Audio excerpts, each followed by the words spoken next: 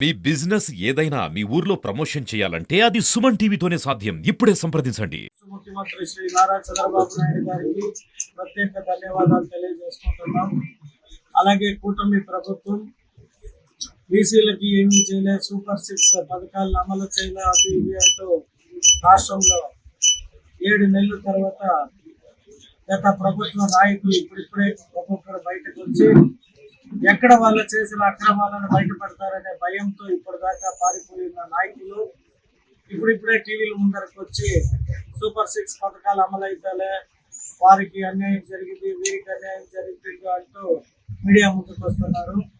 కావున ఈరోజు బీసీలకి Telugu Desam party, BJP party, Janasena party 3 ఉమ్మడి కూటమిగా ఈ రాష్ట్ర ప్రజలు దగ్గర 94% 164 మంది ఎమ్మెల్యేలను గెలిపించిన అవకాశం ఇచ్చినారు.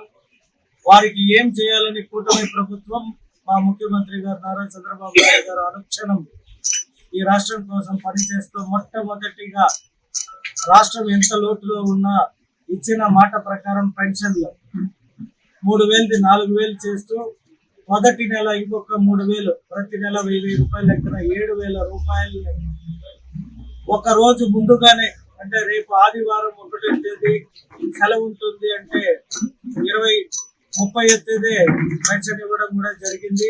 మరీ ముఖ్యంగా రానున్న రోజుల్లో బీసీ కార్పొరేషన్ ద్వారా ఇండస్ట్రియల్ పెట్టుకునే వారికి కావచ్చు, వ్యాపారస్తులు వ్యాపారం చేసుకునే చిన్న చిన్న బిలో 10 lakhs కావచ్చు, లేదా 5 లక్షల రూపాయల వరకు ఈ రోజు మా కూటమి ప్రభుత్వం వారికి 96 కోట్ల రూపాయలు మంజూరు చేయడం జరిగింది. మరి ముఖ్యంగా మా నియోజకవర్గానికి 8,54 లక్షల రూపాయలని ఇవ్వడం జరిగింది. మరి ముఖ్యంగా మీరు చూస్తే గీత కార్మికులకు మద్యం షాపుల్లో కూడా 10% రాయితీ కల్పిస్తూ వారికి కూడా అవకాశం ఉండాలని కూటమి ప్రభుత్వమే నిర్ణయం తీసుకోవడం జరిగింది.